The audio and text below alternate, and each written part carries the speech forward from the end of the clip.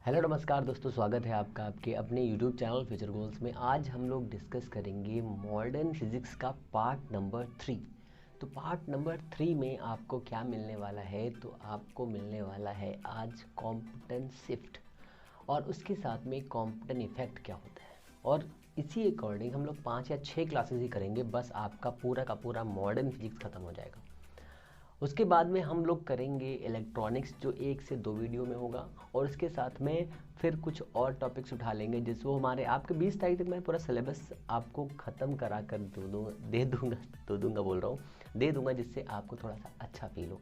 तो आज हम लोग को डिस्कस करना है कॉम्पिटन इफेक्ट, ठीक है। आपको किसी भी प्रकार के नोट्स चाहिए, ठीक है, या फिर जो आपकी स्टडी मटेरियल के लिए इम्पोर्टेंट है वो चाहिए, तो आप दिए गए नंबर पर मैसेज कर सकते हैं। वो नोट्स आपको जो दिए जाएंगे वो फ्री ऑफ कॉस्ट रहेंगे, आपको उसकी टेंशन नहीं लेनी, ठीक है ना। हैंड रिटन नोट्स होंगे और भी चीज़ें आपको फ्री में अवेलेबल करा दी जाएंगी जिससे आप अपनी तैयारी को बूस्ट कर सकें, ठीक है। मैं पहले भी कह रहा हूँ और फिर से मैं कह रहा हूँ, आपको लगातार अपने जो राइटिंग स्किल है उसको बढ़ाते रहना है। लगातार कम से 10 से 15 पन्ने डेली लिखिए, नहीं तो आपका एग्ज़ाम छूट जाएगा, ठीक है। तो आज हम लोग डिस्कस करेंगे कॉम्पिटन इफेक्ट, ठीक है। तो कॉम्पिटन इफेक्ट क्या होता है? सबसे पहली बात तो जब हम किसी भी कोहेरेंट लाइट सोर्स को, ठीक है, जिसकी इंटेंसिटी बहुत हाई हो, तो सर कोहेरेंट लाइट सोर्स क्या होते हैं? ऐसे सभी सोर्स जिनके पास में सिंगल वेवलेंथ होती है उन्हें हम कोहेरेंट लाइट सोर्स कहते हैं, ठीक है। और उस सिंगल वेवलेंथ वाली लाइट सोर्स को जब हम किसी भी लो एटॉमिक, ठीक है, नंबर ऑफ एटम्स जिसके पास कम हो, लो एटॉमिक्स, ठीक है, जैसे कि आपके पास कार्बन है, जब हम कार्बन पर या नाइट्रोजन पर या किसी भी ऐसे एटम पर जिसका एटॉमिक नंबर बहुत कम होता है, ठीक है, या एटॉमिक वेट बहुत कम होता है, जब हम उस पर इस एक्स रेज को या लेज़र को या फिर कोहेरेंट लाइट सोर्स को इमिट कराते हैं, इंसिडेंट करवाते हैं, तो इंसिडेंट करवाने पर हम कुछ स्पेशल फीचर्स पाते हैं। जैसा कि आपको पता होगा कि जब आपने ज़ीमान इफेक्ट देखा था और उसके बाद में रमन स्पेक्ट्रम देखा था, रमन स्पेक्ट्रम में क्या हो रहा था? रमन स्पेक्ट्रम में ये हो रहा था कि जब कोई भी एक हाई इंटेंसिटी की लाइट सोर्स किसी एक ऑर्गेनिक कंपाउंड पर आकर के इंसिडेंट हो रही थी, तो वो तीन न्यू टाइप की वेव्स में कन्वर्ट हो रही थी। पहला जिसमें इंसिडेंट वेव के नेचर थे, दूसरा जिसमें ज़्यादा थे, जिसमें कम थी, फ्रीक्वेंसी ज़्यादा, फ्रीक्वेंसी कम, फ्रीक्वेंसी बराबर, ये नेचर आ रहा था, उसे हम कह रहे थे रमन इफेक्ट, ठीक है। बट यहाँ पर क्या है, हमने एक लो एटॉमिक मटेरियल लिया है, जैसे कि कार्बन का एटॉमिक नंबर कितना होता है? 6 होता है। वेट कितना होता है? 12 होता है। हमने इसको लिया और इस पर एक कोहेरेंट लाइट सोर्स जिसकी इंटेंसिटी बहुत हाई है, इसको इंसिडेंट करवाया, ठीक है। जैसे ही हम इंसिडेंट करवाते हैं तो हम देखते हैं कि ये इसके आउटर में प्रेजेंट इलेक्ट्रॉन है, उस इलेक्ट्रॉन पर आकर के हिट करता है, और हिट करके ये क्या करता है कि जो ये हिट करने के बाद में जो ये लाइट सोर्स आकर के इसको हिट करेगा, हिट करने के बाद में ये अपनी लाइट सोर्स को स्कैटर्ड कर देता है, ठीक है। और साथ में जो इसको एनर्जी देगा, जो एनर्जी ऑब्जर्व करेगा, ये एनर्जी लेकर के इस ऑर्बिट से बाहर हो जाता है। जैसे ही ये एनर्जी से बाहर होता है, जैसे ही अपने ऑर्बिट से बाहर हो जाता है, तो उस वाले इलेक्ट्रॉन को, जो इलेक्ट्रॉन उस ब्लॉक से बाहर हुआ है, कार्बन के ब्लॉक से, कार्बन के एटम से जो बाहर हुआ है, उस इलेक्ट्रॉन को कहते हैं रिकॉइलिंग इलेक्ट्रॉन, ठीक है। रिकॉइलिंग इलेक्ट्रॉन, ठीक है ना। ये इतना हो गया। अब आपसे क्वेश्चन पूछा जा सकता है कि सर यहाँ पर कॉम्पिटन इफेक्ट कहाँ हो रहा है? तो यहाँ पर कॉम्पिटन इफेक्ट यहाँ हो रहा है जब हमने लाइट इंसिडेंट कराई जिसकी फ्रीक्वेंसी 10 है। सपोज करिए, छोटे सा एग्जांपल है, फ्रीक्वेंसी 10 है, 10 से ये ऐसे आकर के इस मॉलिक्यूल्स पर, एक कार्बन के एटम पर आकर के हिट करता है, और ये इसकी एनर्जी को लेता है और एनर्जी लेकर के इधर भाग जाता है, और ये इसको क्या करता है, यहाँ पे टकरा करके ये यहाँ भाग जाता है, ये यहाँ पर इसकी लाइट सोर्स स्क्वायर होकर यहाँ पे आ जाती है। जैसे ही ये लाइट सोर्स यहाँ पर पहुँचता है तो हम देखते हैं इसकी फ्रीक्वेंसी 10 थी, ये फ्रीक्वेंसी 8 बजती है। सर 2 कहाँ चली गई? है ना, समझ में आया? इसकी फ्रीक्वेंसी कम हो गई। अगर फ्रीक्वेंसी कम हुई है तो कुछ बढ़ा होगा, है ना। क्या बढ़ा होगा? सर वेवलेंथ बढ़ गई है। जैसे इसकी वेवलेंथ बढ़ेगी, पहले वेवलेंथ कम थी, अब बढ़ गई है, मतलब इसमें वेवलेंथ में चेंज आ रहा है, ठीक है। जैसे ही इसमें वेवलेंथ में चेंज आएगा तो उस वेवलेंथ में जो चेंज आ रहा है उसे हम कहेंगे कॉम्पिटेंस शिफ्ट, ठीक है ना, कॉम्पिटेंस शिफ्ट कहेंगे। इतना क्लियर है। अब इसको हम लोग डेरिवेटिव इसका प्रूव करना पड़ेगा हम लोगों को, और साथ में इसकी थ्योरी भी समझनी पड़ेगी। तो मैं एक थ्योरी आपको बेसिक तरीके से बताता हूँ, समझ में आपको अच्छी तरह से आ जाए। तो डेरिवेशन बहुत बड़ा है, इसलिए मैं बहुत ईजिली वे में बताऊंगा आपको। तो हमारे पास ये कार्बन का एक ब्लॉक है मान लीजिए, ठीक है। इस कार्बन के ब्लॉक के पास में हमने इस कार्बन के ब्लॉक के लिए एक हमने यहाँ पर न्यूक्लियस बनाया है, ये न्यूक्लियस है आपके पास, ठीक है। और यहाँ पर इसका कार्बन का हम क्या करेंगे, कार्बन की हम वो करेंगे कोडिंग C6, ये हो जाएगा 1s2। तो यहाँ पर आउटर सेल में, इसके पहले आउटर सेल में 2 इलेक्ट्रॉन होंगे, ठीक है। बहुत ध्यान समझो, बहुत ईजी चीज़ है, 2s2 एंड 2p2, ये तो होगा ना। तो यहाँ पर जो इसका दूसरा ऑर्बिट होगा KL, यहाँ पर 4 इलेक्ट्रॉन होंगे। तो हमने मान लिया 4 और 2 ये हो गए। तो यहाँ पर कोई एक इलेक्ट्रॉन है, कोई एक इलेक्ट्रॉन है, ठीक है। ये क्या है हमारा, ये कार्बन का ब्लॉक है। तो ये है sir carbon block, carbon block, ठीक है। यहाँ से ये हमारी रेज आ रही है, कौन सी रेज है, इंसिडेंट रेज है। तो ये इंसिडेंट रेज कैसी है, ये कोहेरेंट है, पहले तो कोहेरेंट है, ये कोहेरेंट है, ये जो है कोहेरेंट है, ठीक है। और दूसरा क्या है इसकी प्रॉपर्टी, ये हाई इंटेंसिटी की है, ये हाई इंटेंसिटी की है, ठीक है। 2 प्रॉपर्टी इसके पास में है।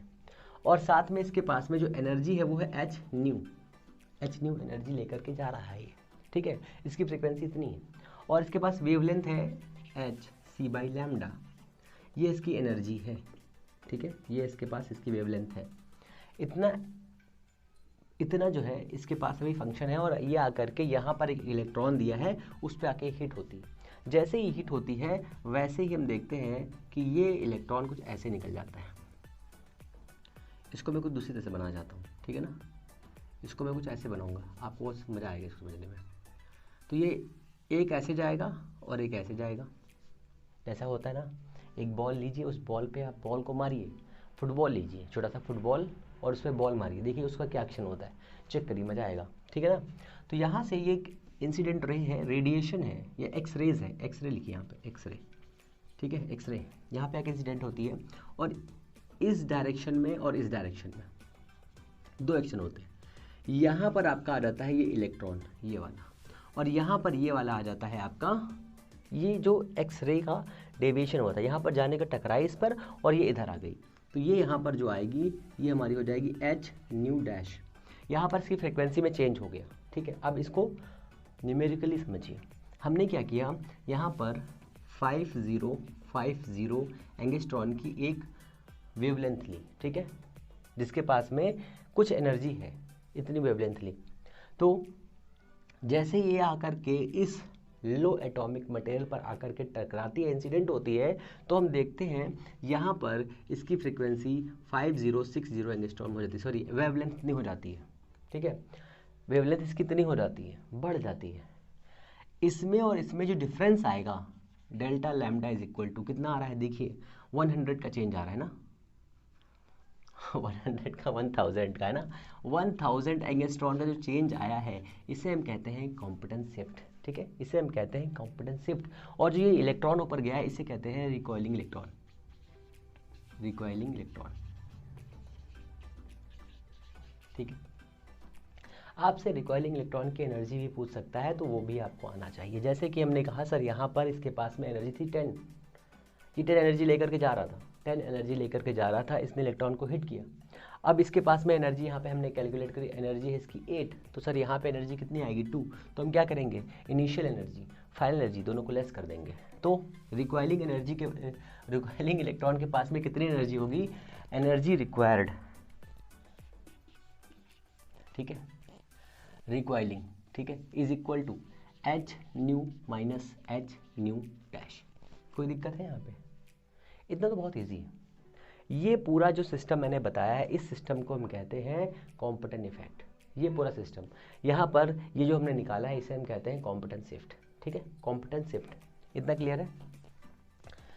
यही पूरा एक्शन हमें समझना है, इसी का डेरिवेटिव हमें करना है। तो एक बार छोटी सी लैंग्वेज में समझाता हूँ आपको क्या होता है। जब हाई इंटेंसिटी की कोहेरेंट लाइट सोर्स या एक्सरे किसी भी लो एटॉमिक, लिख लो लो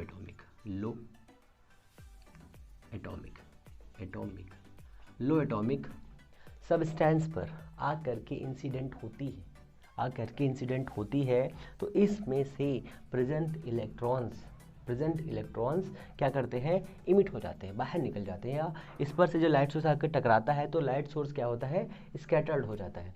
जैसे ही लाइट सोर्स स्कैटर्ड होगा तो उसकी फ्रीक्वेंसी चेंज हो जाएगी, उसकी वेवलेंथ चेंज हो जाएगी। जो वेवलेंथ में चेंज होगा उस चेंज को हम क्या कहते हैं, कॉम्पिटेंस शिफ्ट कहते हैं। मैं लिखता हूँ यहाँ पे कॉम्पिटेंस शिफ्ट कहते हैं, competence shift. Delta lambda is equal to lambda dash minus lambda, ठीक है, इतना कहते हैं। फिर जो इलेक्ट्रॉन एनर्जी लेकर के बाहर चला जाएगा, एटम से बाहर निकल जाएगा, उसे हम कहते हैं रिकॉइलिंग इलेक्ट्रॉन, ठीक है। इतना एक्शन आपको याद रखना है।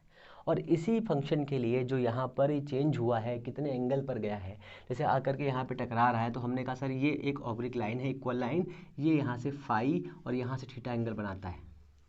तो इसमें क्या एक्शन होगा, थीटा और फाई कौन सा नया मोड ला करके देंगे, ये हमें फाइंड करना है। और इसका एक छोटा सा रिलेशन बनाना है कि इस डी लैम्डा के लिए या लैम्डा के लिए जो डेल्टा लैम्डा दिया हुआ है, जो कॉम्पिटेंस शिफ्ट दी है, इसके लिए मैं फॉर्मूला प्रूफ करना है, जो हमें पता है कितना होता है, delta lambda is equal to h by m naught c 1 minus cos theta, ठीक है।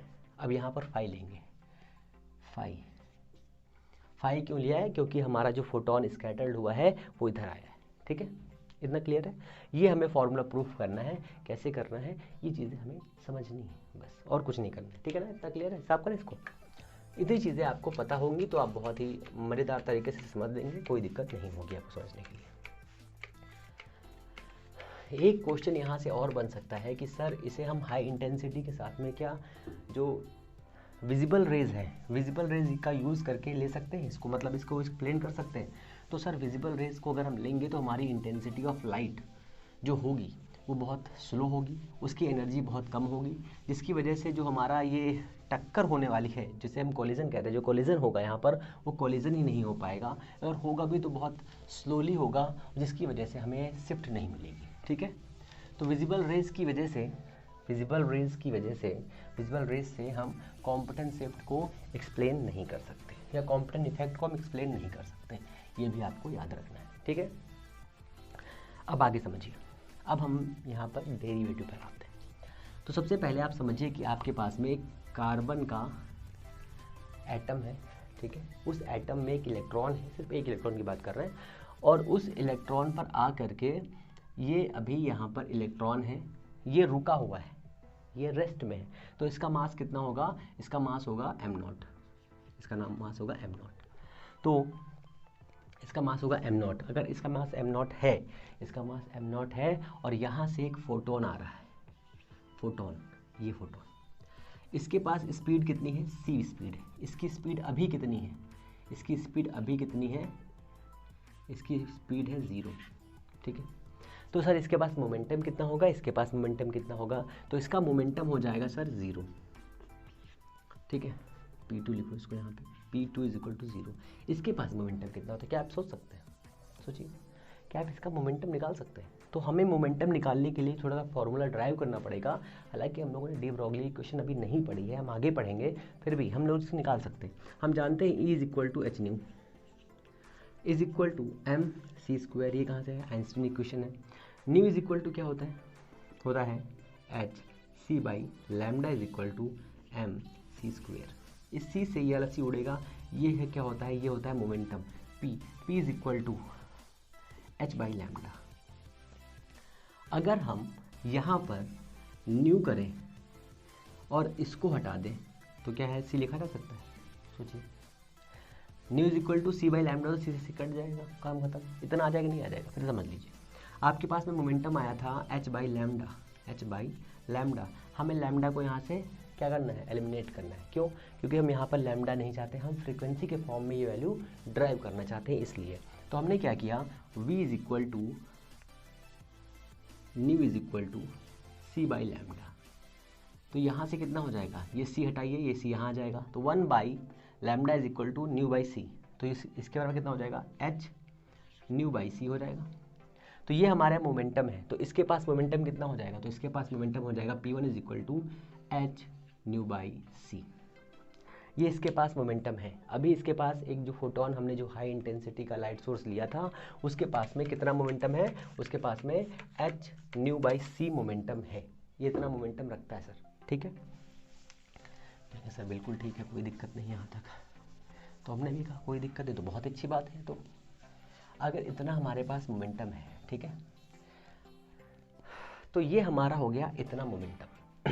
ये अभी क्या कर रहा है, हम क्या करा रहे थे कि हम एक लाइट सोर्स ले रहे थे हाई इंटेंसिटी का कोहेरेंट, उस लाइट सोर्स को जो कार्बन था उस पर जाकर के हिट करवा रहे थे। जैसे हमने हिट कराया, कोलिजन करवाया, जैसे कोलिजन कराएंगे तो या करके ऐसे कोलिजन करेगा, उसके बाद ये मान लो ऐसे आया, इधर से इधर आया, टकराया और ऐसे चला गया, ऐसे आया ऐसे चला गया, ऐसे आया ऐसे चला गया, दो टुकड़ों में, इतना ठीक है ना। अब ये यहाँ पर आके टकराया, टकराने के बाद में ये अभी इतना मोमेंटम इसके पास में है, इतना मोमेंटम है। एनर्जी कितनी है इसके पास में, तो इसके पास एनर्जी है E1 is equal to H nu, और इसके पास एनर्जी कितनी है, इसकी स्पीड यहाँ लिखते हैं ना, इसकी स्पीड लिखते हैं यहाँ पर v इज इक्वल टू 0। इसके पास एनर्जी है m naught and c square. इसके पास में इतनी एनर्जी है अभी। ये हमारा बेसिक सा क्वेश्चन है। कब के लिए है ये, बिफोर कोलिजन है। ये कब है, ये बिफोर कोलिजन है, बिफोर कोलिजन, ठीक है, ये बिफोर कोलिजन है। जैसे ही कोलिजन होगा उसके बाद क्या होगा, जैसे ही कोलिजन होगा वैसे ही ये देखो पहले आ करके ये यहाँ पर ऐसे आएगा और ये यहाँ पर एटम इलेक्ट्रॉन है वो उसको ऐसे टकराएगा, ऐसा होगा। और टकराने के बाद में ये जो हमारा है, ये हमारा जो हमारा ये फोटोन है, ये फोटोन मान लो यहाँ पर आ जाता है, फोटोन इधर आ जाता है और यहाँ पर कोलिजन हुआ था, ये यहाँ पर कोलिजन हुआ था, यहाँ पर इलेक्ट्रॉन है, ये इसकी एक्सेस है। इस एक्सेस से इस एक्सेस से हाँ, इस एक्सेस से इधर और ये इधर, ये इधर गया, ठीक है ना। तो ये हमने कहा सर ये वाली जो लाइन है, सर ये वाली जो लाइन है ये इसकी मिडिल लाइन है, मीन्स ये लाइन है, ये वाली ये लाइन, ठीक है ना। तो ये एंगल हमने कहा सर ये थीटा एंगल है और ये एंगल है फाई। बहुत ही ध्यान से समझना इस बात को। फोटोन आया, इलेक्ट्रॉन पे आकर के हिट किया, तो फोटोन ऊपर चला गया और ये वाला नीचे चला गया। फोटोन जिस एंगल पर गया है उस एंगल का नाम हमने रखा है फाई, ठीक है, स्कैटरिंग एंगल फाई। जिस पर ये वाला रिकॉइलिंग इलेक्ट्रॉन गया है उसे हम कहेंगे सॉरी थीटा और ये वाला फाई, ठीक है ना। तो यहाँ पर जो इलेक्ट्रॉन इधर जाएगा वो हमारा रिकॉइलिंग इलेक्ट्रॉन होगा, वो इलेक्ट्रॉन इधर लिख लेंगे हम लोग, और ये हम लिख लेंगे एच न्यू। तो सर एच न्यू डैश हो जाएगा, क्यों, क्योंकि यहाँ पर इसकी फ्रीक्वेंसी चेंज हुई है, फ्रीक्वेंसी क्या हुई, कम हुई है, वेवलेंथ क्या हुई, इंक्रीज हुई है, ये भी याद रखिए। इतना हो गया सर। तो यहाँ पर इसका मोमेंटम कितना होगा, तो यहाँ पर इसके पास मोमेंटम ने किससे रिप्रेजेंट किया था, तो इलेक्ट्रॉन का हमने रिप्रेजेंट किया था 2 से और इसका रिप्रेजेंट किया था P1 से, तो ये हो जाएगा P1 डैश, ठीक है। ये कब है, आफ्टर कोलिजन है ये कब है, आफ्टर कोलिजन, ये है आफ्टर कोलिजन, ठीक है, आफ्टर कोलिजन।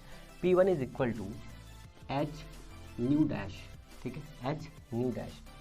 अब बहुत ध्यान से समझिए इस बात को कि ये एंगल दिया हुआ है, अगर हम मोमेंटम फाइंड कर रहे हैं तो न्यू डैश बाई कितना हो जाएगा, सी हो जाएगा, बट सी के साथ में हमें एक एंगल लेना पड़ेगा, एंगल भी तो है ना, फाई एंगल पे दिया नहीं दिया।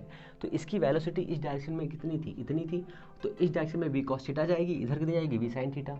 तो इस डायरेक्शन में इसका मोमेंटम बनेगा जाकर के वी कॉस थीटा, ठीक है, ओके है, कहेंगे sir very okay. Sir energy कितनी रहेगी, तो सर एनर्जी रहेगी हमारी इसकी E1 एच न्यू डैश, ठीक है, इसकी एनर्जी इतनी रहेगी। अब सर इस वाले इलेक्ट्रॉन के लिए इसका मोमेंटम कितना रहेगा, तो sir P2 is equal to रहेगा कितना, ये रहेगा हमारा m सर आ गया m, पहले तो आपने m नॉट लिखा था, तो यहाँ पर इसका मास m नॉट था, बट यहाँ पर इसका मास कितना हो गया है, m हो गया है, ठीक है, क्योंकि एक वेलोसिटी एक स्पीड से आगे जा रहा है, ठीक है, m। और v, सर v क्यों लिया, हमने वेलोसिटी ले ली, वेलोसिटी हमने ले ली, और v के साथ में हम क्या लेंगे, v के साथ में हम लेंगे सर इसका क्या, ये वाला कंपोनेंट, तो ये क्या हो जाएगा कॉस फाई,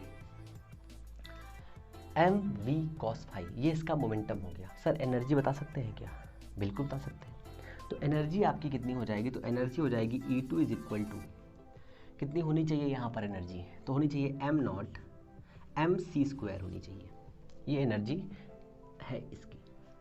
अभी भी दो चीज़ें यहाँ पर मिस है। दो चीज़ें कौन सी मिस है सर? इस डायरेक्शन में जो वेलोसिटी है, इस डायरेक्शन में वेलोसिटी कितनी है इसकी वेलोसिटी है v, इस इलेक्ट्रॉन की v sine phi, v cos phi, और इस वाले फोटोन की वेलोसिटी कितनी है यहाँ पर आएगा, means momentum, sorry m v, और इसका मोमेंटम आएगा h nu dash by c cos phi, cos theta,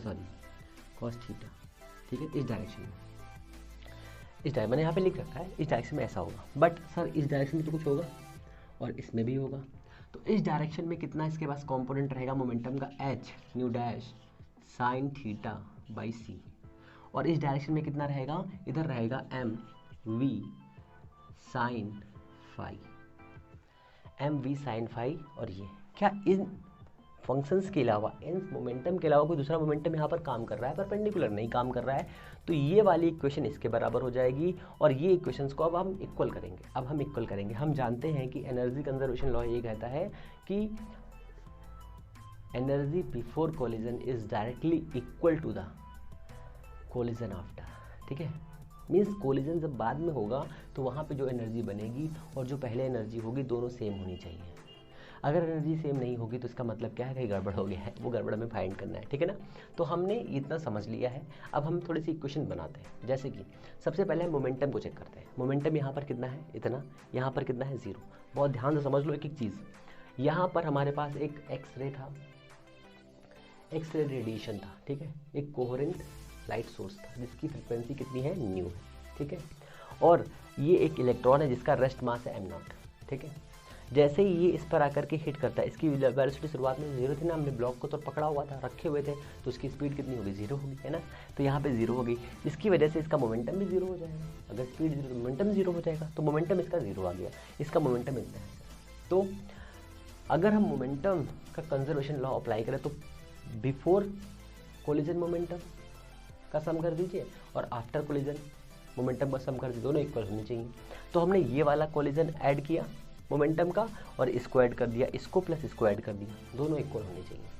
तो हमारे पास कई इक्वेशंस बनेंगे, उन इक्वेशंस को हमें फाइंड करना है, लिखना है पहले, और ऐसे लिखेंगे फिर आगे चीज़ें समझेंगे, ठीक है ना।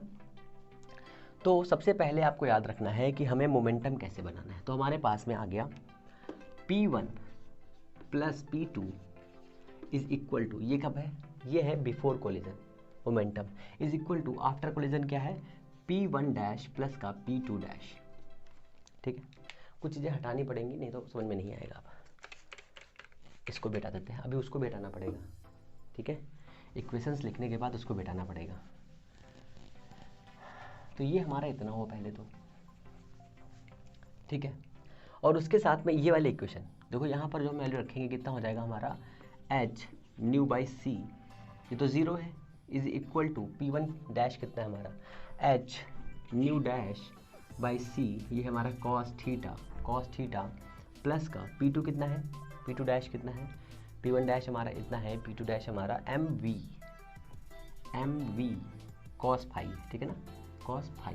देखो यहाँ पर भी सी है, यहाँ पर भी सी है, अगर हम यहाँ पर सी से क्रॉस कर दें, यहाँ पर प्लस लगा पहले सी से, अगर हम यहाँ पर सी से क्रॉस कर दें एम वी सी और सी, तो देखो सारे इक्वेशन इक्वल हो जाएंगे। तो ये वाला कट जाएगा, ऐसा है कि नहीं, कहेंगे सर है। ये इक्वेशन 1 हो गई हमारी, तो इक्वेशन इसको 1 मान लीजिए फटाक से।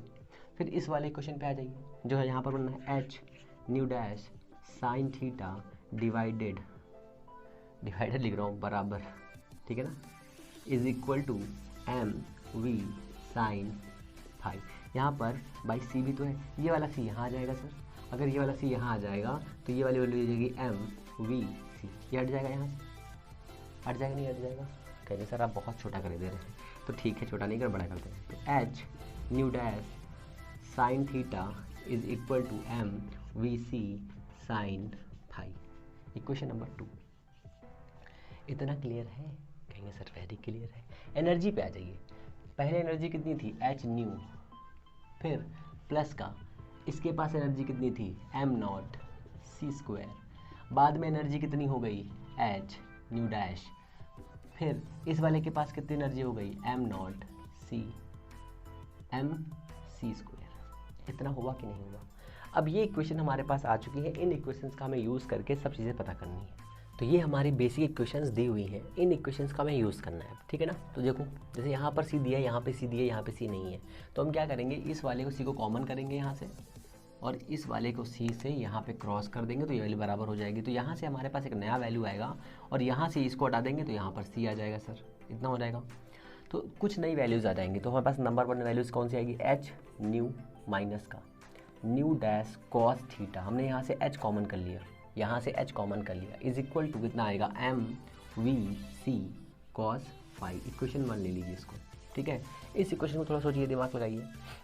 अगर हम इस इक्वेशन और इस इक्वेशन को स्क्वायर करके ऐड कर दे तो क्या होगा, इस इक्वेशन को ऐड करना है स्क्वायर करके, तो स्क्वायर कर दीजिए पहले। तो जैसे आप स्क्वायर करेंगे तो आपका वैल्यू आएगी कितनी, h square nu dash square sine square theta is equal to m square we square C square sine square phi. Sir हम स्क्वायर क्यों कर रहे हैं, क्योंकि हमें यहाँ से कॉस और साइन फाई का फंक्शन हटाना है, हमें कॉस मतलब हमें कॉस थीटा के फंक्शन में वैल्यू लानी है, थीटा के फंक्शन में, और इसका स्क्वायर करेंगे तो कितना हो जाएगा सोचिए।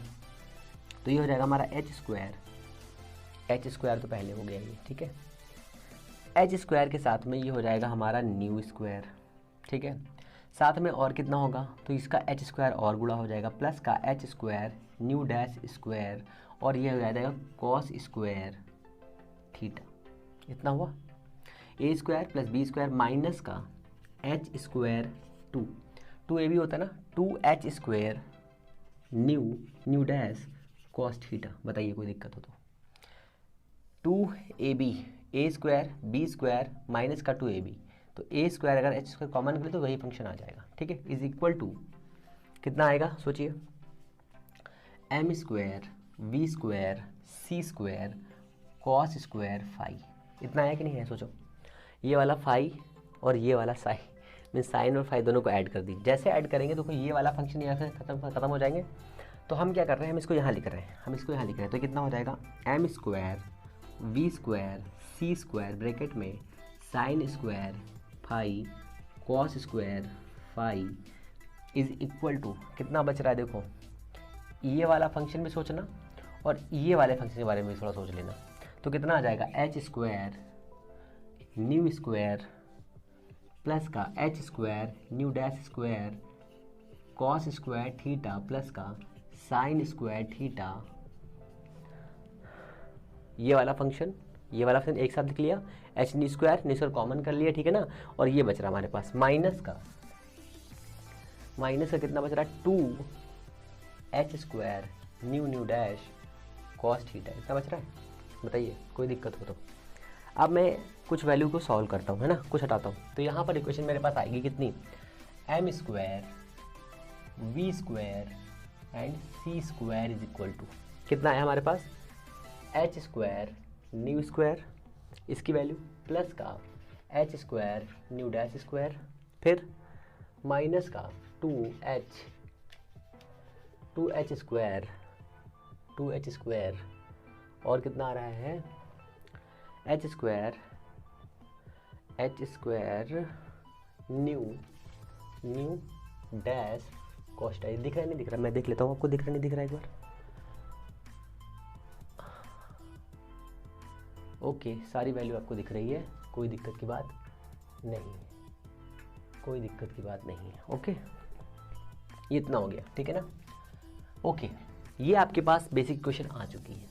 अब थोड़ा सा दिमाग और लगाना है कि हमारे पास कॉस थीटा है, न्यू है और ये सब है। तो अगर आप इस इक्वेशन को ध्यान से देखो तो यहाँ पर कुछ ऐसे बन रहा है कि नहीं बन रहा है, एच न्यू माइनस का न्यू डैश, इसको इधर लेकर के आ गए, ठीक है, इज प्लस का m naught c square is equal to m c square. बन रहा नहीं बन रहा है, ये कैसे सब बन रहा है। अगर इस इक्वेशन का स्क्वायर वहाँ पे ऐड करो कुछ आएगा, कैसे बिल्कुल आएगा। तो इसको हटा देता हूँ मैं, ये आपने लिख लिया ना, ये आपने लिख लियो है कि नाहिल, कहीं से नाहिल लिखा है तो स्क्रीनशॉट ले लेना, ठीक है, ले लेना छोड़ो।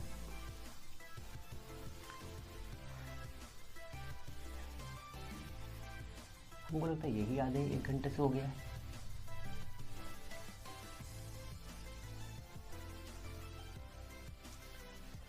तो इसका स्क्वायर करिए तो कितना हो जाएगा ये हमारा, तो ये हमारे पास आ रहा है कितना, एच स्क्वायर न्यू माइनस का न्यू डैश का होल स्क्वायर प्लस का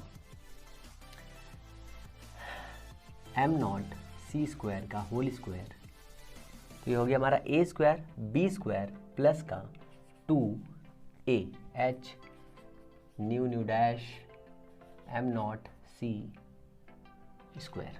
ठीक है, इतना आया।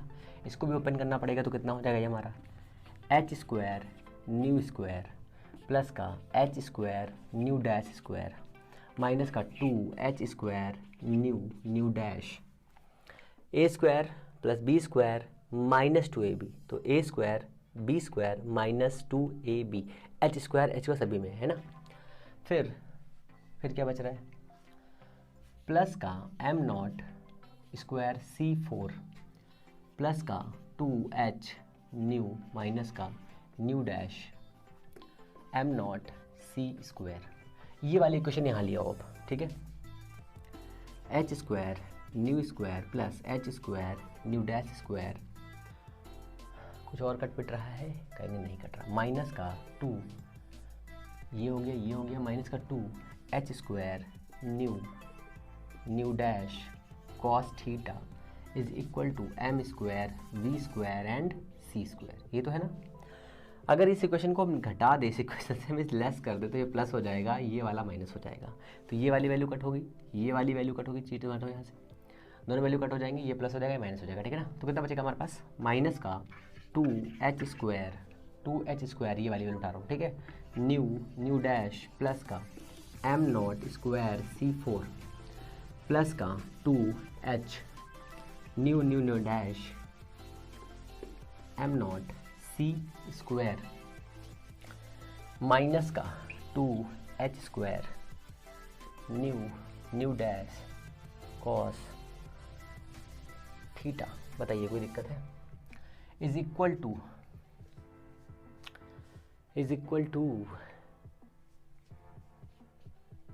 ए square b square 2ab is equal to m square C4 is equal to m square C4। इससे इसको लेस करना है तो कितना हो जाएगा, कितना कॉमन कर ले, एम स्क्वायर सी स्क्वायर कॉमन किया जाएगा सी स्क्वायर माइनस का वी स्क्वायर। ये वाली वैल्यू यहाँ रखेंगे, इसको लेस करेंगे, देखो यहाँ पर समझ लो एम स्क्वायर C4 माइनस का M square we square C square, M square C square common कर लिया, कितना बचेगा C square minus we square, इतना बचेगा नहीं बचेगा। तो ये हमारी क्वेश्चन बच रही है अभी, ये हमारी क्वेश्चन बन रही है। बाकी वैल्यू समझ में आ गई आपको। अब मैं ऊपर वाली वैल्यू सब हटा रहा हूँ, ठीक है ना। एक स्टेप बताओ और सॉल्व कर लेते हैं, कोई दिक्कत ना हो तो एक स्टेप और साथ पहले इसको हटा ही देते हैं ना, इसको हटा तब सॉल्व करेंगे। इसी स्टेप हटा देते पूरा का पूरा, क्योंकि इसके बिना काम नहीं चलेगा। अब इसको हटाना ही पड़ेगा, इसको हटाना ही पड़ेगा। इसको तो हटाया तो लाइव जींगा लाला, ठीक है। कहिए सर नहीं, जींगा और लाला, जींगा लाला हो। ये इतना हो गया सर।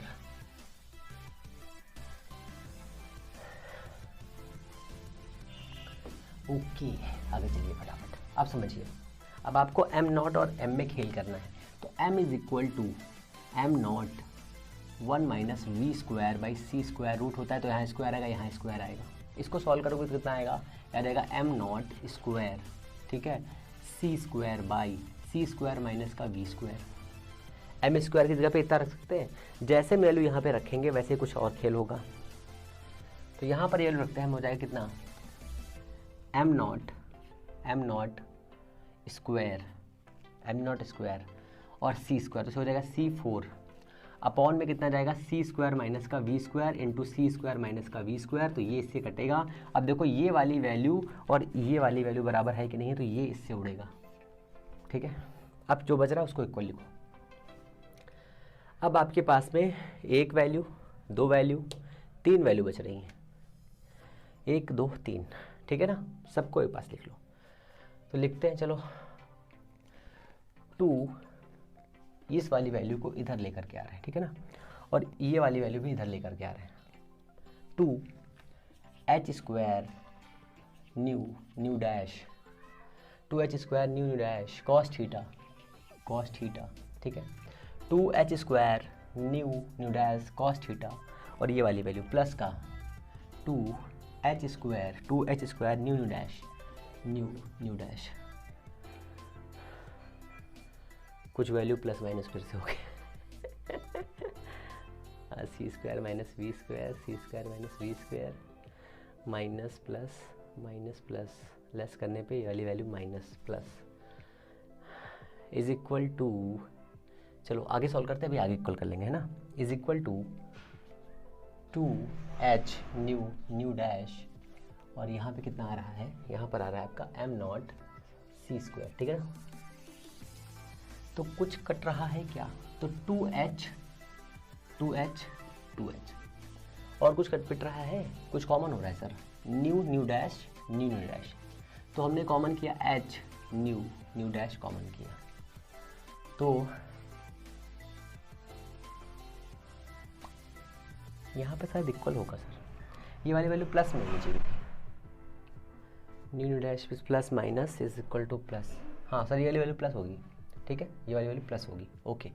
तो प्लस होएगी तो ये वाली वैल्यू माइनस हो जाएगी, माइनस, ठीक है ना।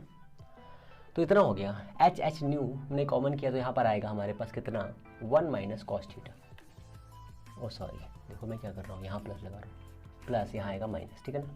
Cos theta is equal to ओए बबली बदमाश हो गई कि ये, हाँ ठीक है, ओके, ये हो गया हमारा इतना, इज इक्वल टू एच तो कट गया है, न्यू माइनस का nu dash m0 c square, ठीक है ना। और कुछ कट पिट रहा है, नहीं कट रहा है।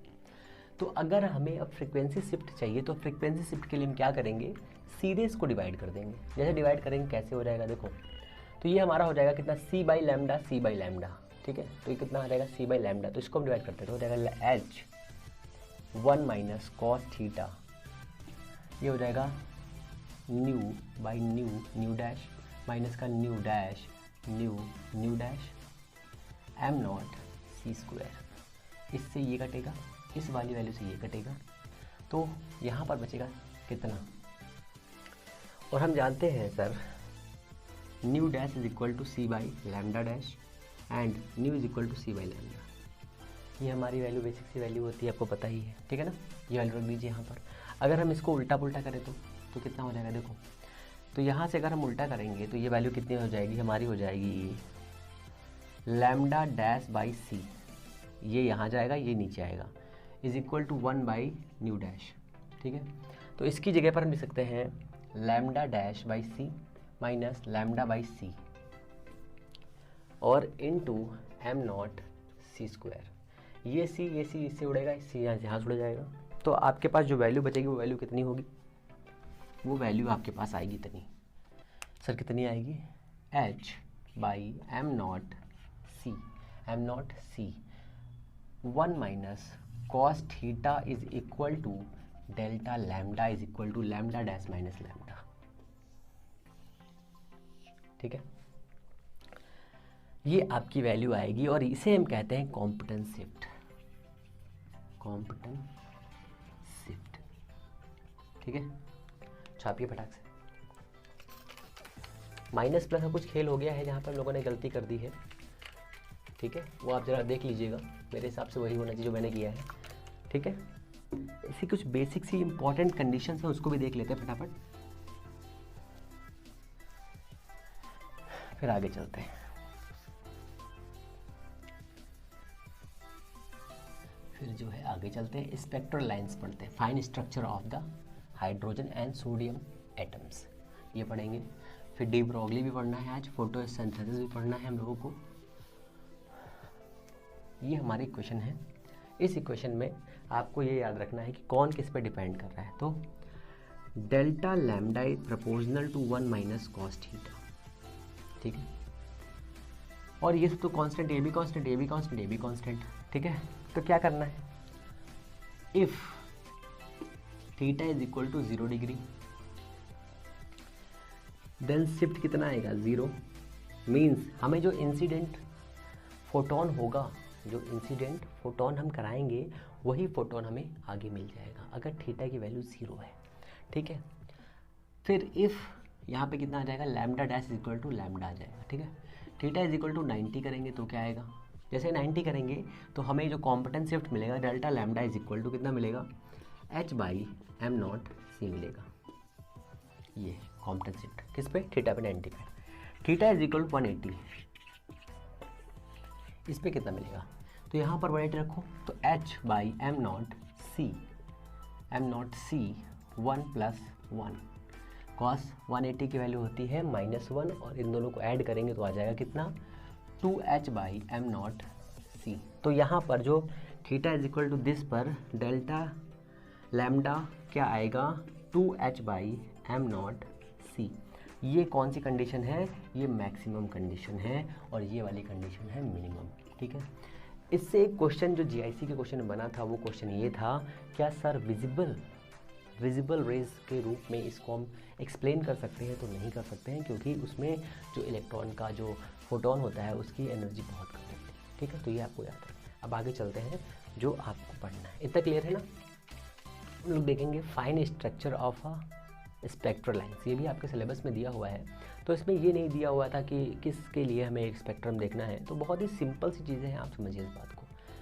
जैसे हम किसी भी एटम के बारे में सोचते हैं तो हम अगर उसे किसी भी आउटर सोर्स से कोई एनर्जी देते हैं तो एनर्जी देने के बाद में वो एनर्जी को ले लेता है, लेने के बाद में क्या करता है, वो हायर लेवल पर जाता है, हायर एनर्जी स्टेट पे जाता है और वहाँ से जाने के बाद में उसे जंप करता है, अपने वापस अपने ऑर्बिट में आ जाता है।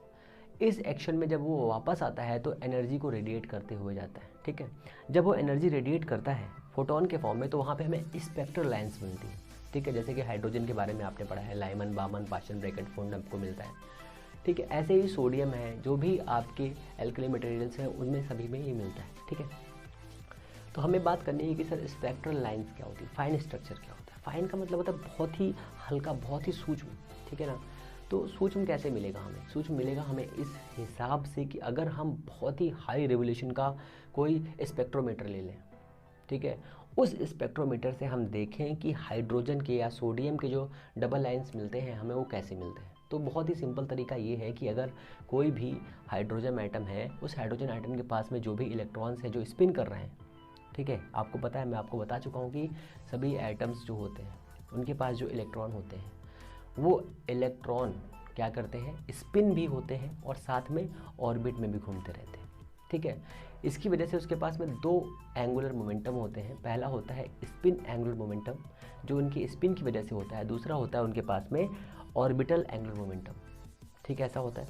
अगर ये उनके पास में अवेलेबल है तो हम ये देखते हैं कि जब हम हाई रिवोल्यूशन का स्पेक्ट्रोमीटर यूज़ करते हैं तो हम देखते हैं कि हाइड्रोजन या सोडियम किसी के पास में जब हम देखते हैं तो जो उनके स्पेक्ट्रम होते हैं जो सिंगल लाइन के होते हैं उसमें भी कई लाइन्स हमें दिखाई देती हैं, कई लाइन्स हमें दिखाई देती हैं। जैसे कि फॉर एग्जांपल हमारे पास ये एटम है, ठीक है, और इस एटम का ये हायर लेवल है, ठीक है, और ये इसका हायर लेवल है, ठीक है। तो ये ग्राउंड लेवल है, यहाँ पर n = 1 है, n = 1, इस पर n = 2, इस पर n = 3, ठीक है। कोई किसी एटम को हमने एक यहाँ पर भी लेवल ले लो, ये समझ में नहीं आएगा, एक यहाँ पर भी लेवल ले लो, ठीक है, ये 4 है, n = 4 है।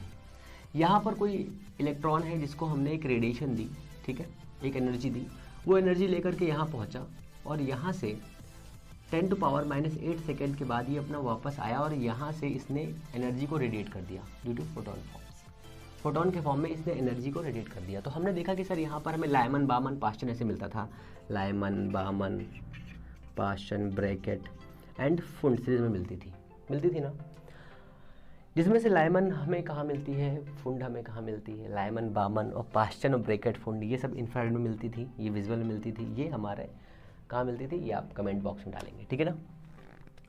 तो जैसे ही ये हमें सीरीज मिल रही थी वैसे ही हमने देखा कि किसी भी जब स्पेक्ट्रल लाइन मिलती है हमें, तो ये स्पेक्ट्रल लाइन एक हमें मिली, हमने इसको चेक किया, तो हम चेक करने के बाद देखते हैं कि ये स्पेक्ट्रल लाइन जब हमने इसको देखा किससे, हाई रिजोल्यूशन स्पेक्ट्रोमीटर से, जब हमने इसको देखा तो यही एक लाइन कई लाइंस में, 2 या 2 से अधिक लाइंस में, ठीक है, स्प्लिट होते हुए हमें दिखाई देती है, ऐसा क्यों होता है? ऐसा इसलिए होता है क्योंकि जो यहाँ पर इलेक्ट्रॉन होता है वो इलेक्ट्रॉन क्या करता है, अपने एक्सिस के अराउंड स्पिन होता है, जिसकी वजह से उसके पास में एक एंगुलर मोमेंटम होता है जिसे कहते हैं स्पिन एंगुलर मोमेंटम, जिसके बारे में हम लोग पिछली क्लास में पढ़ चुके हैं।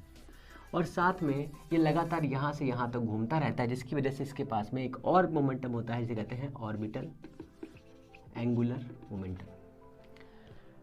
और इन दोनों की वजह से इसके पास में नेट एंगुलर मोमेंटम आता है, नेट एंगुलर मोमेंटम आ जाता है, टोटल एंगुलर मोमेंटम आ जाता है, जिसकी वजह से यहाँ पर बहुत सारा एक्शन होता है, बहुत सारे एक्शन होते हैं। जैसे कि मान लीजिए आपने हाइड्रोजन की बात करी, तो हाइड्रोजन का जो सिस्टम है वो ये होता है। इसका अगर हम इलेक्ट्रॉनिक कॉन्फिगरेशन तो 1s1 होता है। इसके लिए s की वैल्यू 1/2 होती है प्लस की, और इसके लिए l की वैल्यू कितनी होती है, 0 होती है। अगर l की वैल्यू 0 है इसलिए m की वैल्यू भी 0 हो जाएगी। तो अगर हम यहाँ से इसका टोटल एंगुलर मोमेंटम फाइंड करें तो इसके पास में कितना एंगुलर मोमेंटम आएगा, क्या आप कंसिडर कर सकते हैं? तो सर बिल्कुल कर सकते हैं। J = L + S, plus minus कर दिया तो L की वैल्यू तो 0 है, प्लस माइनस 1/2 आया। ऐसा है कि नहीं? अगर सर ये वैल्यू हमारे पास आ रही है, अगर सर हमारे पास ये वैल्यू आ रही है, तो हमारा कहने का मतलब ये है कि इसके अंदर बस एक छोटी सी लाइन समझिए कि हमारे पास जो हाइड्रोजन एटम दिया हुआ है, उस एटम के पास में जो भी एक सिंगल लाइन होती है, अगर हम हाई रेजोल्यूशन स्पेक्ट्रोमीटर से देखते हैं तो वो एक सिंगल लाइन कई लाइन्स में हमें स्प्लिट दिखाई देती है। इसी एक्शन को हम लोग कहते हैं fine structure of any atom. ठीक है, तो बहुत ही फाइन स्ट्रक्चर के लिए हम ये सोचते हैं क्योंकि इसके पास में इलेक्ट्रॉन का स्पिन भी होता है, सभी इलेक्ट्रॉन स्पिन कर रहे हैं, जिसकी वजह से लगातार वो अपने ऑर्बिट में लगातार मोमेंटम क्रिएट करते रहते हैं। ऐसा भी हो सकता है, ठीक है ना।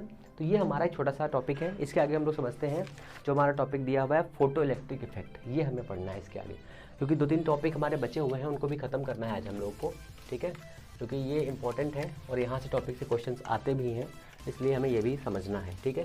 तो फोटो इलेक्ट्रिक इफेक्ट में ज़्यादा नहीं पढ़ना है, थोड़ा सा चीज़ें समझनी है, थोड़ी बहुत चीज़ें कि फोटो इलेक्ट्रिक इफेक्ट कैसे काम करता है, इंपॉर्टेंट चीज़ यही समझनी है हमको। तो फोटो इलेक्ट्रिक इफेक्ट क्या होता है? जब किसी भी, मैं तो साफ सुनते भी नहीं है, जब किसी भी मेटल सरफेस के ऊपर किसी भी इंटेंसिटी का लाइट सोर्स डाला जाता है, ठीक है, तो हम देखते हैं कि उस इंटेंसिटी ऑफ लाइट की वजह से उसके पास में जो मेटल है, मेटल सरफेस से इलेक्ट्रॉन इमिट होने लगते हैं। इलेक्ट्रॉन के इमिट होने के कारण उसमें एक करंट बनने लगती है। इस करंट को हम फोटो इलेक्ट्रिक करंट कहते हैं। जो चार्ज पार्टिकल इसमें से या जो इलेक्ट्रॉन इसमें से इमिट होते हैं, उन इमिट इलेक्ट्रॉन को फोटो इलेक्ट्रॉन्स कहते हैं, बस और कुछ नहीं, बहुत ही सिंपल। 2-3 टर्म समझने हैं कि वर्क फंक्शन क्या होता है। एक टर्म समझना है थ्रेशोल्ड फ्रीक्वेंसी क्या होती है, ये आपको समझ में आना चाहिए। थ्रेशोल्ड वेवलेंथ क्या होती है, ये भी समझ में आना चाहिए, ठीक है ना। तो हमारे पास एक लाइट सोर्स है, ये वाला लाइट सोर्स, और यहाँ पर एक हमारे पास मेटल है। ये मेटल आकर के ये लाइट सोर्स पर आकर इंसिडेंट होता है। ये हमने कहा सर ये h न्यू है, ये एक एनर्जी है। हमने कहा सर ये एनर्जी है 10.12 इलेक्ट्रॉन वोल्ट की एनर्जी है, और इस पर आकर के इंसिडेंट होती है। जैसे ही इंसिडेंट होती है तो हम यहाँ देखते हैं कि यहाँ पर हमने एक एमीटर लगाया और इस एमीटर पर हमें थोड़ा सा डिफ्लेक्शन मिलता है, ठीक है। शुरुआत में जब यहाँ पर कोई फोटोन नहीं था तो यहाँ पर ये ऐसे था, 0 पर ये इंडिकेशन था, बट जैसे ही इस पर ये आकर के इंसिडेंट होता है, ये लाइट रेज इंसिडेंट होता है या रेडिएशन आकर के इस पर एमिट होता है, वैसे ही क्या देखते हैं यहाँ पर थोड़ा सा डिफ्लेक्शन होता है ऐसे करके, और लगातार ये पड़ता रहता है, तो लगातार हमें इफेक्ट मिलता रहता है, ठीक है। तो यहाँ पर क्या मिलता है, यहाँ पर जो इलेक्ट्रॉन्स होते हैं, जैसे ही इन पर रेडिएशन मिलता है तो ये इधर भागने लगते हैं, किधर भी चलने लगेंगे किसी डायरेक्शन में, ठीक है। शुरुआत में ये रुके हुए थे, बट जैसे ही इस पर किसी एक टाइप का रेडिएशन आकर के इंसिडेंट होता है तो हम देखते हैं कि ये फोटोन लगातार मोशन करने लगते हैं। इस एक्शन को हम कहते हैं फोटो इलेक्ट्रिक इफेक्ट। यहाँ पर 2 चीज़ें समझते हैं। पहला फंक्शन क्या है कि वर्क फंक्शन किसे कहते हैं सर, वर्क फंक्शन। दूसरा है थ्रेशोल्ड फ्रीक्वेंसी क्या है सर, फ्रीक्वेंसी, ठीक ठीक है। तो देखिए वर्क फंक्शन किसे कहते हैं? किसी भी मेटल सरफेस के लिए अलग अलग मेटल्स के लिए अलग अलग वर्क फंक्शंस होते हैं, ठीक है। वर्क फंक्शन का मतलब ये है कि अगर आप किसी को खाने पे बुलाते हैं और वो 4 रोटी खाता है, अगर आपने 4 रोटी उसे नहीं दी तो वो नहीं जाएगा, उसे 5 रोटी दोगे चला जाएगा, है ना, ऐसा होता है। तो हमने क्या किया कि वर्क फंक्शन वो मिनिमम एनर्जी होती है, जब तक हम वो मिनिमम एनर्जी किसी भी मेटल को नहीं देंगे जो उसकी रिक्वायरमेंट वाली एनर्जी है, तब तक वो अपने सरफेस से इलेक्ट्रॉन को इजिक्ट नहीं करेगा, इजिक्ट नहीं करेगा। तो मिनिमम एनर्जी जिससे इलेक्ट्रॉन इस सरफेस पे दौड़ सके,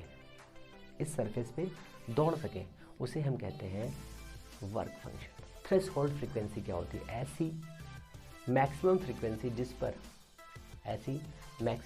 जिस पर इलेक्ट्रॉन इजीली इमिट हो सके, उसे हम क्या कहते हैं? थ्रेशोल्ड फ्रीक्वेंसी कहते हैं। थ्रेशोल्ड वेवलेंथ किसे कहते हैं? ऐसी मिनिमम वेवलेंथ जिससे इलेक्ट्रॉन सरफेस पर निकल सके या इमिट हो सके, उसे हम कहते हैं थ्रेशोल्ड वेवलेंथ, ठीक है। तो इसका जो आइंस्टीन इक्वेशन है वो क्या है? तो h new minus h new dash या न्यू नॉट कह लीजिए is equal to half mv², ये आपकी इक्वेशन है।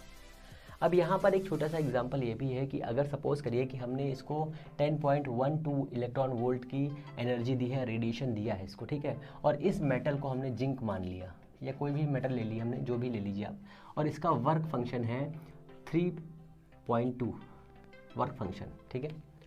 तो क्या यहाँ पर इलेक्ट्रॉन इमिट होंगे और कितनी एनर्जी उनके पास होगी? तो कुछ नहीं, इसको लेस कर देंगे, काम हो जाएगा हमारा। बट सपोज करिए कि अगर यहाँ पर जो हमने लाइट सोर्स दिया था उसकी एनर्जी 2.4 हो, 2.4 इलेक्ट्रॉन वोल्ट इसके पास एनर्जी हो, ठीक है, एनर्जी, और इसकी इंटेंसिटी हम बढ़ाते जा रहे हैं, पर यहाँ पर इलेक्ट्रॉन इमिट नहीं हो रहे हैं, इंटेंसिटी को हम बढ़ा रहे हैं, इंटेंसिटी को बहुत बढ़ा रहे हैं, पर उसकी थ्रेशोल्ड फ्रीक्वेंसी जो है वो इससे कम है, तो काम नहीं होगा। तो कहने का मतलब ये है, जब तक ये वर्क फंक्शन से ज़्यादा एनर्जी नहीं रखेगा तब तक यहाँ पर इलेक्ट्रॉन इमिट नहीं होंगे। इसी एक्शन को हम लोग फोटो इलेक्ट्रिक इफेक्ट कहते हैं। ये आपका बेसिक सा फॉर्मूला दिया है, इस फॉर्मूले को ऐसे भी लिखा जा सकता है, h nu is equal to C by lambda, तो h c by 1 minus lambda minus 1 by lambda dash is equal to half mv²। Half mv² की जगह पर कभी कभी ये लोग इलेक्ट्रॉन वोल्ट में भी कन्वर्ट की वैल्यू रख सकते हैं, जिसे हम कट ऑफ पोटेंशियल कहते हैं। ये ग्राफ भी आपको याद रखना है, ठीक है, ये ग्राफ भी आपको याद रखना है, क्योंकि इतनी फ्रीक्वेंसी इतनी वर्क फंक्शन के लिए दिया हुआ है, इतना ये फ्रीक्वेंसी है ये, और ये इसका कट ऑफ पोटेंशियल है, ठीक है। जब आप इसको इतनी फ्रीक्वेंसी के ऊपर फ्रीक्वेंसी देंगे तभी ये आगे बढ़ना स्टार्ट होगा, मीन्स यहाँ पर इलेक्ट्रॉन इमिट होने स्टार्ट होंगे, ठीक है ना, इतना क्लियर है? आगे चले। अब हम लोग पढ़ते हैं क्या, डी ब्रॉगली हाइपोथेसिस, ठीक है ना। तो डी ब्रॉगली हाइपोथेसिस में हमें क्या पढ़ना है? तो डी ब्रॉगली ने बताया कि जैसे हमारे पास जो लाइट सोर्स होता है, जो रेडिएशन होता है, ड्यूल नेचर रखता है, वैसे ही मैटर वेव्स होती हैं, ठीक है, मटर मत समझ लेना, मैटर वेव्स जो होती हैं उनके पास भी ड्यूल नेचर होता है। बस कंडीशन ये होनी चाहिए कि जो हमारे पास मैटर है वो मैटर कम से कम स्पीड ऑफ लाइट के बराबर वेलोसिटी रखे हो। तो कम से कम स्पीड ऑफ लाइट कितनी होती है? बहुत होती है, ठीक है। तो बस ये छोटा सा एग्जांपल लेने के लिए था कि जो हमारी मैटर वेव्स होती हैं वो मैटर वेव्स भी कैसा है, ड्यूल नेचर रखती हैं, ठीक है। कोई भी एक मैटर है जिसकी स्पीड ऑफ लाइट के बराबर है, अप्रॉक्सीमेट है, तो वो कैसा बिहेव करेगा? एक वेव की तरह बिहेव करेगा, मीन्स मैटर वेव मैटर दोनों एक दूसरे में कंबाइन रहेंगे। तो उसके लिए क्या था, इक्वेशन था E equal to H nu, ये किसी भी एक रेडिएशन के लिए होता है, और किसी भी पार्टिकल का मोमेंटम होता है P is equal to m v, होता है कि नहीं होता है? We know that V is equal to h c by lambda. Einstein equation according E is equal to m c square, c से सी उड़ेगा यहाँ पर, h by lambda is equal to m c. We know that m c is what?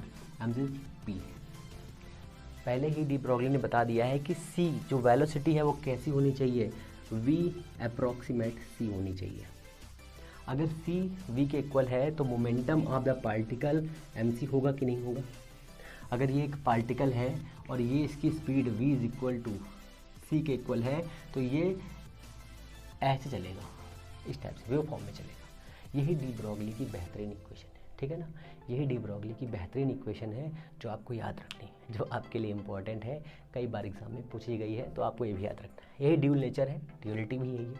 साथ में आपको ये भी याद रखना है कि E is equal to H nu into N, ये फोटोन नंबर ऑफ फोटॉन्स के लिए दिया हुआ है। कई बार इस इक्वेशन में काइनेटिक एनर्जी को भी यूज़ कर लेते, तो half mv²।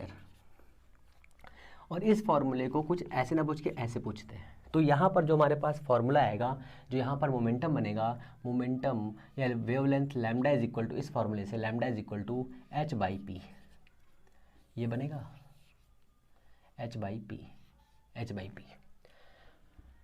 We know that 2k/m is equal to v, होता है नहीं होता है।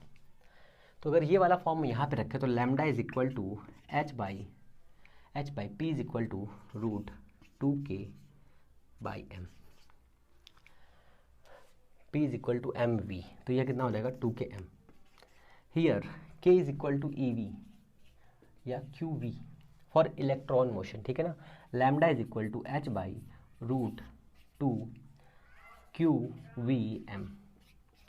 ये कुछ बेसिक से फॉर्मूले हैं जो आपको याद रखने हैं। हो सकता है कि यहाँ से कुछ क्वेश्चन बेसिक से पूछ लें, तो आप क्या करेंगे, मना तो नहीं कर सकते ना कि हम नहीं बताएंगे, हम नहीं करेंगे, ठीक है। अब इसके आगे आपका दिया हुआ है एक और रूल, वो भी देख लेते हैं, या फिर अगले दिन रखते हैं, हटाओ इसको। हाइजन प्रिंसिपल करना है हमें, पर वो उसका डेरिवेशन कल ही करते हैं ना, अगले दिन करते हैं। तो लगातार पढ़ते रहिए, मस्त रहिए, बिंदास रहिए। चीज़ें अच्छी लगी हैं तो प्लीज़ चैनल को लाइक शेयर सब्सक्राइब करिए, और कोई भी ज़रूरत है तो प्लीज़ मैसेज करिए, कॉल भी कर सकते हैं, कोई दिक्कत की बात नहीं है। हम लोग मिलेंगे नेक्स्ट वीडियो में, तब तक के लिए नमस्कार, जय हिंद।